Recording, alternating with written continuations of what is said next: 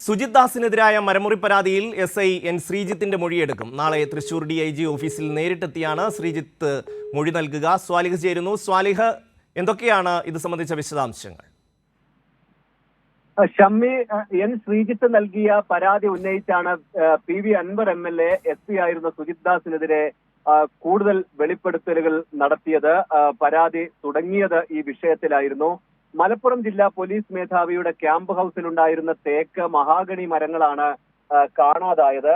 മരങ്ങൾ മുറിച്ചു കൊണ്ടുപോയി കോട്ടക്കലിൽ നിന്ന് ഫർണിച്ചറുകളാക്കി SP സുജിത് ദാസ് കൊല്ലത്തെ വീട്ടിലേക്ക് കൊണ്ടുപോയെന്നാണ് ആക്ഷേപം. സംഭവം പുറത്തറിഞ്ഞതോടെ ഫർണിച്ചറുകൾ കത്തിച്ചു കളഞ്ഞെന്ന് PV അൻവർ പുറത്തുവിട്ട SP-യുമായുള്ള ഫോൺ സംഭാഷണത്തിൽ പരാമർശിച്ചിരുന്നു.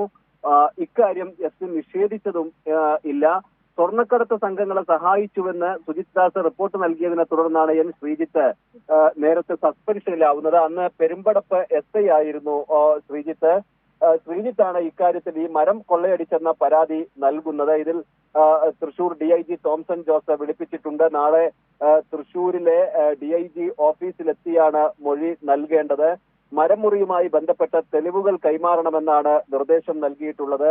കഴിഞ്ഞ ദിവസം ഇതേ വിഷയത്തിൽ PV അൻവർ MLA-യും വിശദമായ വിവരങ്ങൾ DIG-ക്ക് കൈമാറിയിരുന്നു. ഷമി, മലപ്പുറം SP ഓഫീസിലെ മരം മുറിച്ച് ഫർണിച്ചറാക്കിയ കേസുമായി ബന്ധപ്പെട്ട് SI ശ്രീജിത്തിനെ മൊഴിയെടുക്കാൻ വിളിപ്പിച്ചു.